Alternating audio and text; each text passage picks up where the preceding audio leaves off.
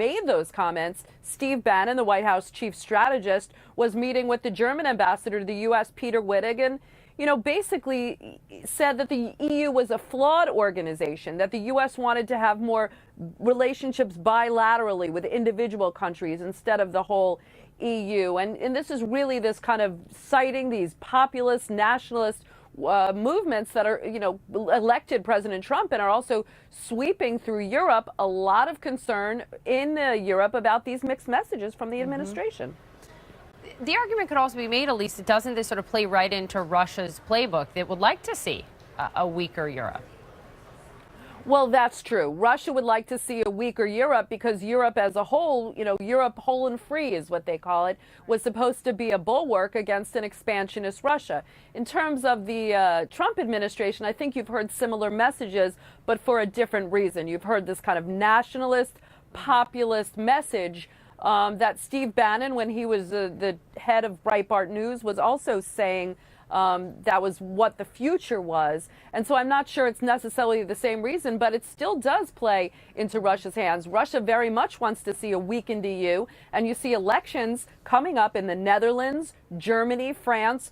Anti-EU extreme right-wing parties are really gaining ground there. And the concern in Europe is that President Trump might support some of those movements. So that's why those mixed messages very concerning, Poppy. Yeah. Elise Labott, great reporting from Washington. Thank you. Also, right now, speeches at the annual Conservative Political Action Conference, CPAC, just kicking off this morning. Some of the nation's top conservatives taking to the podium, addressing the crowd there. It includes the president who's set to speak there. But before he does, White House Chief of Staff Reince Priebus and the president's chief strategist, Steve Bannon, will take part in a conversation. That's at 1 p.m. Eastern. We're going to carry that live for you right here on CNN. Let's go to our Phil Mattingly, who is there. We saw Kellyanne Conway. Who else?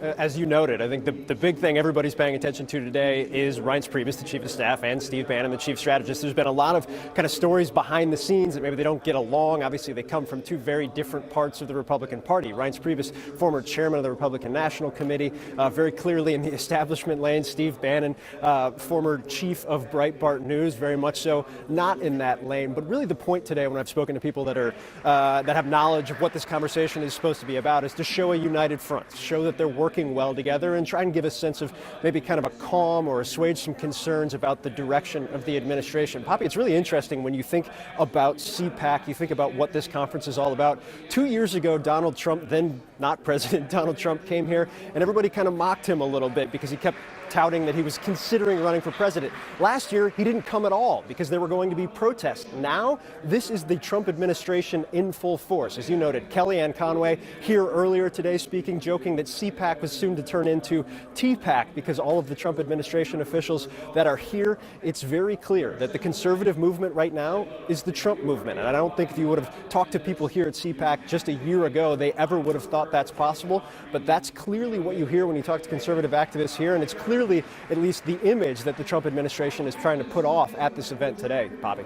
You know, Phil, I don't know if you heard the interview, but I had Matt Schlapp on, who organizes all of this earlier, and asked him about Steve Bannon and the pushback from his own group that he leads about inviting Milo Yiannopoulos to CPAC, only to cancel him just a few days ago. Even about having Steve Bannon on the stage, there's someone who many see as very much promoting the alt-right. He said, I think you've got it wrong. I don't think Steve Bannon has anything to do with the alt-right. That has no place here. How do you see it? Yeah, look, it wasn't a great moment over the course of the last week for CPAC, for Matt Schlapp, or really for conservatives in general. A lot of people are wary of what Milo and kind of his ilk bring to the table, what they mean for the conservative movement at all. Most people say he's not a conservative, period. And I think the interesting element here has been, no question about it, Steve Bannon. There's been, I'm on Capitol Hill most days. I talk to a lot of Republican lawmakers, many